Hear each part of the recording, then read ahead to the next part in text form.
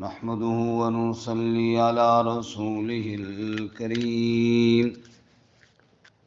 أما بعد فأعوذ بالله من الشيطان الرجيم. بسم الله الرحمن الرحيم.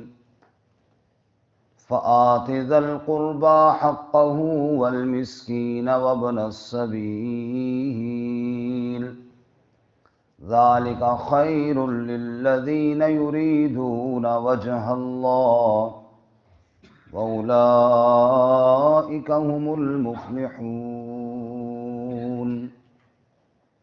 وما آتيتم من ربا ليربو في أموال الناس فلا يربو عند الله وما آتيتم من زكاة تريدون وجه الله فأولئك هم المضعفون. الله الذي خلقكم ثم رزقكم ثم يميتكم ثم يحييكم هل من شركائكم من يفعل من ذلكم من شيء سبحانه وتعالى عما يشركون. فآت ذا القربى حقه، پس دیجئے قریبی رشتہ داروں کو حق اس کا، والمسکین اور مسکین کو، وابن السبیل اور مسافر کو، ذالک خیر للذین یریدون وجہ اللہ، یہ بہت بہتر ہے ان لوگوں کے لیے جو ارادہ رکھتے ہیں اللہ کی رضا کا، وَأُولَئِكَ هُمُ الْمُفْلِحُونَ اور یہی لوگ فلاح پانے والے ہیں۔ وَمَا آتَيْتُم مِّن رِّبًا لِّيَرْبُوَ فِي أَمْوَالِ النَّاسِ، اور جو تم دیتے ہو سود تاکہ بڑھ جائے لوگوں کے مالوں میں، فَلَا يَرْبُو عِندَ اللَّهِ پس وہ نہیں بڑھتا اللہ کے ہاں۔ وَمَا آتَيْتُم مِّن زَكَاةٍ اور جو تم زکوٰۃ دیتے ہو، تُرِيدُونَ وَجْهَ اللَّهِ ارادہ رکھتے ہو اللہ کی رضا کا، فَأُولَئِكَ هُمُ الْمُضْعِفُونَ پس یہی لوگ ہیں جو دگنا اجر دیے جائیں گے۔ اللہ الذی خلقکم اللہ کی وہ ذات ہے جس نے پیدا کیا تمہیں، ثم رزقکم پھر رزق دیا تمہیں، ثم یمیتکم پھر موت دے گا تمہیں، ثم یحییکم پھر زندہ کرے گا تمہیں۔ هل من شرکائکم کیا ہے کوئی تمہارے شریکوں میں سے، من یفعل من ذالکم من شیء کہ جو کر لے ان کاموں میں سے کچھ بھی، سبحانہ پاک ہے وہ، وتعالی اور بلند ہے، عما یشرکون اس سے جو وہ شریک بناتے ہیں۔ سبحان ربک رب العزت عما یصفون وسلام علی المرسلین والحمد للہ رب العالمین۔ اللہم صل علی محمد وعلی آل محمد کما صلیت علی ابراہیم وعلی آل ابراہیم انک حمید مجید۔ اللہم بارک علی محمد وعلی آل محمد کما بارکت علی ابراہیم وعلی آل ابراہیم انک حمید مجید۔ معزز سامعین، سورۃ الروم کا چوتھا رکوع آیت نمبر 38، 39 اور 40 تلاوت کی ہیں۔ اللہ رب العزت ان کے مطابق صحیح بیان کی توفیق عطا فرمائے اور ہمیں قرآن و سنت پر عمل کرنے کی توفیق عطا فرمائے۔ گزشتہ سبق میں کے آخر میں ہم نے پڑھا کہ رزق کا کشادہ کرنا اور تنگ کرنا یہ سب اللہ ہی کے اختیار میں ہے، اور ایمان والے اس میں غور و فکر کر کے بڑے سبق حاصل کرتے ہیں۔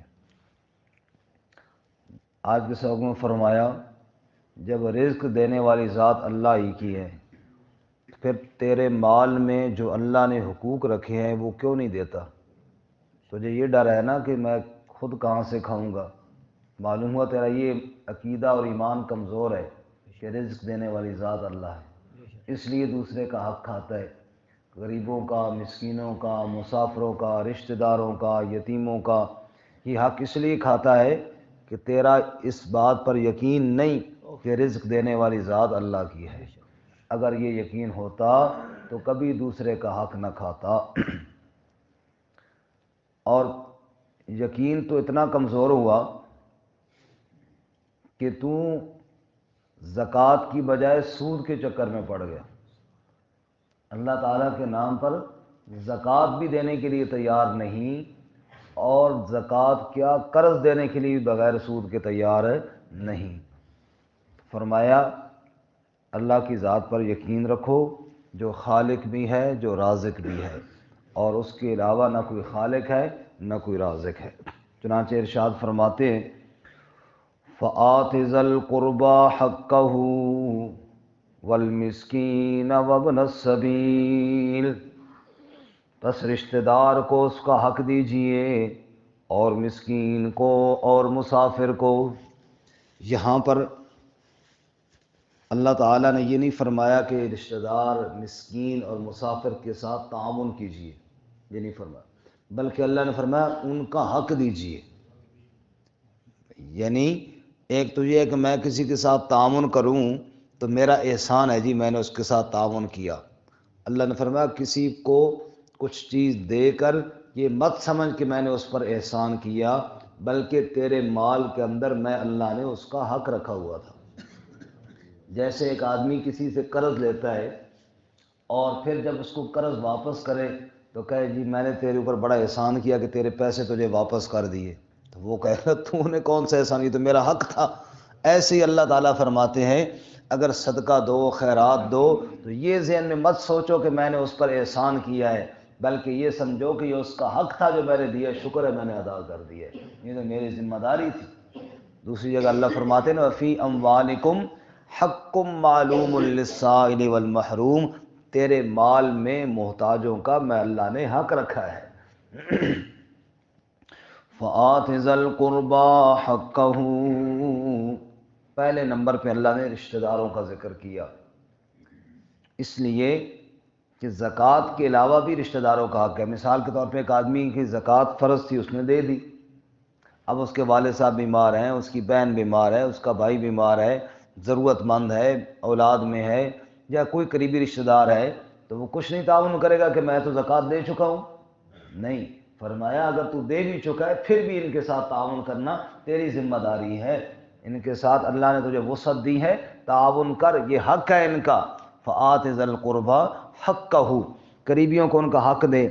اسی طرح مسکین، مسکین وہ جس کے پاس کچھ نہیں ہے، کھانے کے لیے کچھ نہیں، ایک آدمی بھوک سے نڈھال ہے اور تو کہتا ہے میں زکوٰۃ دے چکا ہوں، اب جناب بعد میں آنا، تو ایسے تو نہیں ہے۔ فرمایا اس کا حق ہے جو بھوک سے نڈھال ہے اس کے ساتھ تعاون کر۔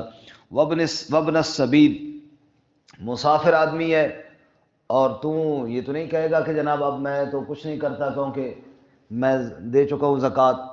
اور ایک اور بات بھی آپ غور فرمائیں کہ نماز کا ایک وقت مقرر ہے، رمضان کے روزے جو ہیں رمضان کے مہینے میں مقرر ہے، حج ذو الحجہ کے مہینے میں مقرر ہے، لیکن زکوٰۃ کا وقت مقرر نہیں۔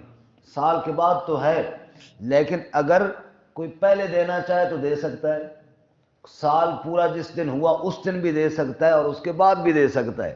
مثال کے طور پہ ایک حاجت مند ہے جو سخت ضرورت مند ہے، مسکین ہے، حاجت مند ہے، وہ آج میرے پاس آیا ہے اور میں اس کو کہوں کہ تم فی الحال چلا جانا، 3 مہینے بعد آنا، میرا سال پورا ہوگا پھر تجھے زکوٰۃ دوں گا، وہ بیچارہ 3 مہینے تک شاید مر ہی جائے اور میں اپنا سال پورا کرتا رہوں۔ شریعت نے اس میں پابندی نہیں رکھی، پہلے بھی دینا چاہے تو دے سکتا ہے۔ اب نماز پہلے نہیں پڑھنا، ابھی ہم زور کی نماز پڑھ سکتے ہیں جی؟ نہیں، نماز پہلے نہیں پڑھ سکتا، رمضان کے روزے ابھی ہم نہیں رکھ سکتے، حج ابھی ہم نہیں کر سکتے، جب وقت آئے گا تب بھی ہوگا، لیکن زکوٰۃ پہلے دے سکتے ہیں۔ کیوں رخصت فرمائی؟ اس لیے کہ یہاں پر مسکین کا حق ہے، غریب کا حقدار آ گیا ہے، واقعی وہ حقدار ہے تو اس کو دے دے، بس تیری زکوٰۃ ادا ہو جائے گی اور اللہ اس کی ضرورت کو پورا کر دے گا۔ اس سے آپ اندازہ کریں کہ شریعت نے، اللہ تعالیٰ نے یہ بتایا ہے کہ تیرا مال نہیں ہے، یہ مال اس کا ہے جو اس وقت حقدار ہے، اور تو اس کے اوپر نہ زبردستی قابض بن، زکوٰۃ کے پیسے میں تیرا کوئی حق نہیں ہے۔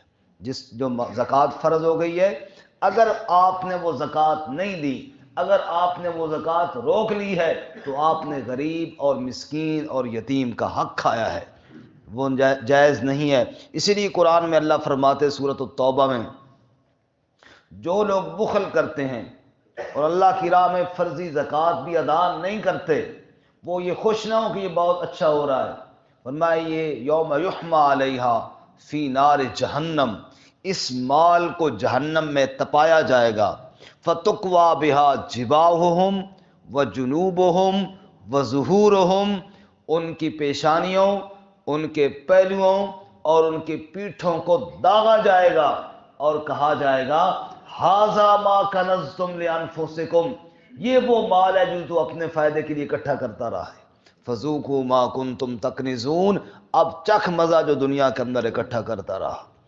تو نے غریب کا حق کھایا، تو نے مسکین کا حق کھایا، تو نے محتاج کا حق کھایا۔ تو میرے بھائیوں اور میرے بزرگوں، جس مال سے زکوٰۃ نہیں دی گئی، حالانکہ زکوٰۃ اس پر بنتی تھی، زکوٰۃ اس پر فرض تھی، اس نے مال میں زکوٰۃ نہیں دی، وہ غریب کا حق کھانے والا ہے۔ صرف وہی نہیں جو ڈاکہ ڈال پسٹل رکھتا ہے اور کہتا ہے پیسے نکال، صرف وہی نہیں ہے، یہ بھی اسی طرح کا ظالم ہے، جس طرح وہ چوری کرنے والا، وہ ڈاکہ ڈالنے والا اور وہ جناب ظلم کرنے والا ہے، ایسے یہ شخص جو زکوٰۃ روکنے والا ہے یہ بھی اسی طرح کا ظالم ہے، یہ بھی ظلم کرنے والا ہے، یہ بھی غریب کا مال کھانے والا ہے، مسکین کا یتیم کا حق کھانے والا ہے۔ اللہ ہمیں دوسرے کا حق کھانے سے محفوظ فرمائے، لقمہ حلال نصیب فرمائے، لقمہ حرام سے اللہ ہماری حفاظت فرمائے۔ سیدنا ابو بکر صدیق رضی اللہ تعالیٰ عنہ خلیفہ بنتے ہیں، کچھ لوگوں نے کہا ہم زکوٰۃ نہیں دیتے، نماز پڑھتے ہیں، حج بھی کرتے ہیں، دیگر سارے احکامات مانتے ہیں، ہم زکوٰۃ نہیں دیتے۔ حضرت ابو بکر صدیق رضی اللہ تعالیٰ عنہ نے کہا ان کے خلاف جہاد کرنا ہے، اور اس وقت اکثر صحابہ اکرام کی رائے یہ تھی کہ ابھی ان کے ساتھ لڑائی نہیں کرتے، حالات ہی نہیں ہے، ادھر سے کچھ لوگ دین سے بھی پھر رہے ہیں، وہ بھی مرتدین کے ساتھ بھی ہے اور ختم نبوت کے منکروں کے ساتھ بھی، یہ دین چلو یہ باقی سارا تو مانتے ہیں نا، صرف زکوٰۃ ہی کا انکار کی ہے۔ حتیٰ کہ حضرت عمر رضی اللہ تعالیٰ عنہ جیسے بہادر شخص کی بھی رائے یہی تھی کہ ابھی ان کے خلاف لڑائی نہیں کرنی چاہیے۔ ابو بکر صدیق رضی اللہ تعالیٰ عنہ نے تلوار اٹھائی اور گھوڑے پر بیٹھے اور کہا اگر میرے ساتھ کوئی بھی نہ آئے نا تو جو لوگ زکوٰۃ تو اپنی جگہ پر رہی، نبی صلی اللہ علیہ وسلم کے دور میں بکری دیتے تھے زکوٰۃ میں، اور آج اگر رسی بھی روکیں گے یا بکری کا ایک بچہ بھی زکوٰۃ دینے میں روکیں گے تو میں تنہا جا کر ان کے ساتھ لڑائی کروں گا۔ اَيُنْقَصُ الدِّينُ وَأَنَا حَيٌّ، کیا دین کے اندر نقصان ہو اور میں زندہ ہوں اور چپ کر کے دیکھتا رہوں؟ یہ بات نہیں ہو سکتی۔ تو پھر صحابہ آگے بڑھے اور کہا جی ہم آپ کے ساتھ ہیں، ہم تو یہ رائے دے رہے تھے کہ فی الحال ان کے خلاف جو ہے محاذ نہ کھولا جائے۔ تو میرے بھائی زکوٰۃ کے خلاف، منکرین زکوٰۃ کے خلاف جہاد ہوا، اور زکوٰۃ اسلام کا رکن ہے، جیسا کہ نماز رکن ہے، جیسا کہ روزہ رکن ہے، جیسا کہ حج رکن ہے، ایسی زکوٰۃ بھی اسلام کا بہت بڑا کیا ہے جی، رکن ہے، اور اس میں حق ہے دوسروں کا۔ فآت ذی القربى حقہ والمسکین وابن السبیل، پس دیجئے قریبیوں کو ان کا حق اور مسکینوں کو اور مسافروں کو، ذالک خیر للذین یریدون وجہ اللہ، یہ بہت بہتر ہے ان لوگوں کے لیے جو اللہ کی رضا کو چاہتے ہیں۔ وجہ اللہ، اللہ کی رضا۔ مفسرین فرماتے ہیں وجہ اللہ سے مراد اللہ کی رضا ہے، لیکن اگر اس کا اصلی معنی کیا جائے تو اور لطف آئے گا۔ وجہ کس کو کہتے ہیں؟ چہرے کو۔ اب چہرے والا معنی سننا، ذالک خیر للذین یریدون وجہ اللہ، یہ بہت بہتر ہے ان لوگوں کے لیے جو رب کے چہرے کا دیدار کرنا چاہتے ہیں۔ سبحان اللہ، سبحان اللہ۔ جو رب کا چہرہ دیکھنا چاہتے ہیں وہ مال میں سے غریبوں مسکینوں کا خیال کریں اگر رب کے چہرے کا دیدار چاہتے ہیں تو۔ وَأُولَئِكَ هُمُ الْمُفْلِحُونَ، اور یہی لوگ کامیاب ہونے والے ہیں، یہی لوگ فلاح پانے والے ہیں۔ وَمَا آتَيْتُم مِّن رِّبًا، اور جو تم سود دو، لِيَرْبُوَ فِي أَمْوَالِ النَّاسِ، تاکہ لوگوں کے مالوں میں بڑھ جائے۔ میں نے دیا 1000 روپیہ کسی کو دیا اور پھر واپس 1200 لیتا ہوں، جناب بڑھ گیا۔ اللہ فرماتے ہیں فلا یربو عند اللہ، سو یہ نہیں بڑھتا اللہ کے ہاں۔ جس کو تو بڑھتا ہوا دیکھ رہا ہے وہ در حقیقت بڑھ نہیں رہا، یہ تیرے لیے نقصان کا باعث ہے۔ فرمایا اس کی مثال ایسے ہے، بندہ فوت ہو گیا، میت پڑی ہے اور میت پھولنا شروع ہو گئی ہے۔ بعض میت پھول جاتے ہیں نا، میت پھولنا شروع ہو رہی ہے، بیٹا دیکھ کر خوش ہو رہا ہے، والد صاحب پہلے تو بڑے کمزور تھے، مرنے کے بعد ماشاءاللہ موٹے تازے ہو گئے ہیں۔ اب یہ صحت مند ہو رہا ہے یا نقصان دے رہا ہے؟ نقصان والا ہے۔ اللہ فرماتے ہیں جس کو تو سمجھتا ہے مال بڑھ رہا ہے، فلا یربو عند اللہ، اپنی سمجھ سے مت دیکھ، اللہ کی بات کو مان لے، اللہ کے نزدیک یہ بڑھ نہیں رہا، یہ نقصان ہو رہا ہے تیرے لیے۔ جسے تو سمجھ رہا ہے تیرے پاس نفع آ گیا، پیسہ زیادہ آ گیا، یقین کر رب کی بات پر، یہ بات تیرے لیے نقصان دہ ہے۔ اور وما آتیتم من زکات، جو تم زکوٰۃ دیتے ہو، کہتے ہو جناب پیسے چلے گئے، زکوٰۃ میں دے رہے ہیں جناب ہاتھ سے نکل گئے۔ فرمایا تریدون وجہ اللہ، زکوٰۃ اس لیے دیتے ہو تاکہ اللہ کے چہرے کا دیدار ہو جائے، رب کے چہرے کے لیے، رب کی رضا کے لیے زکوٰۃ دیتے ہو۔ بظاہر تم یہ سمجھتے ہو کہ گھٹ رہا ہے مال، لیکن فَأُولَئِكَ هُمُ الْمُضْعِفُونَ، انہی لوگوں کا کئی گنا مال بڑھ جائے گا۔ سبحان اللہ، دنیا میں برکتیں آ جائیں گی، آخرت میں جب دیکھیں گے کہ اللہ نے کیا کچھ دیا ہے۔ حدیث پاک میں آتا ہے، مسلم شریف کے اندر حدیث ہے، رسول اللہ صلی اللہ علیہ وسلم نے ارشاد فرمایا اگر کوئی آدمی اللہ کے نام پر اخلاص کے ساتھ کوئی چیز دیتا ہے، چاہے ایک کھجور کے برابر ہی کیوں نہ ہو، اللہ کے نبی فرماتے ہیں اللہ دائیں ہاتھ سے قبول فرماتا ہے۔ دائیں ہاتھ سے مراد بڑی محبت سے قبول فرماتا ہے، پھر اللہ اس کو بڑھاتا رہتا ہے، بڑھاتا رہتا ہے، بڑھاتا رہتا ہے۔ چیز کھجور کے برابر اس نے دی ہے، رب اس کو بڑھا رہا ہے، بڑھا رہا ہے۔ اللہ کے نبی صلی اللہ علیہ وسلم نے فرمایا یہاں تک کہ جب اس کی اپنے رب سے ملاقات ہوگی تو اس کی کھجور والی چیز احد پہاڑ کے برابر ہو چکی ہوگی۔ اللہ اس میں اتنا اضافہ فرماتے ہیں۔ فَأُولَئِكَ هُمُ الْمُضْعِفُونَ، کئی گناہ کر کے اللہ اجر عطا فرمائے گا۔ اللہ الذی خلقکم، لوگو اللہ ہی تمہارا خالق ہے، پیدا کرنے والا کون؟ اللہ۔ مٹی کو لو نطفہ بنیو، پھر جوں تے جوں کو بوٹی، وقت مقرر وچ شکم مائی دے، تیری صورت بنی جلوٹی، پھر بچہ بنیو باہر آیو، بنی پھرے لنگوٹی، پھر شیر جوان، پھر بڑھڑا ہویوں ٹر نہ سکیں بن سوٹی، دنیا تاکب گوا لئی ساری، رب آخرت نہ کرے کھوٹی۔ اللہ الذی خلقکم، پیدا تمہیں اللہ نے کیا، ثم رزقکم، پھر رزق تمہیں کس نے دیا؟ اللہ. ثم یمیتکم، پھر تمہیں اللہ موت دے گا، ثم یحییکم، پھر تمہیں زندہ کرے گا. بتاؤ نا، حل من شرکائکم من یفعل من ذالکم من شیء، کیا ہے تمہارے شریکوں میں سے کوئی جو یہ کام کر سکے؟ کوئی خالق ہے اللہ کے علاوہ؟ کوئی رازق ہے اللہ کے علاوہ؟ کوئی موت اور زندگی کا مالک ہے اللہ کے علاوہ؟ جب کوئی نہیں تو پھر اللہ ہی ہے، تو اللہ کے نام پر دو نا، اللہ تعالیٰ ہی دینے والا ہے. اور اللہ تعالیٰ فرمائے گا سبحانہ، اللہ شریکوں سے پاک ہے، اللہ شریکوں سے پاک ہے. وَتَعَالَى عَمَّا يُشْرِكُونَ، اور بلند و بالا ہے اس سے جو لوگ شریک بناتے ہیں. وآخر دعوانا ان الحمد للہ رب العالمین.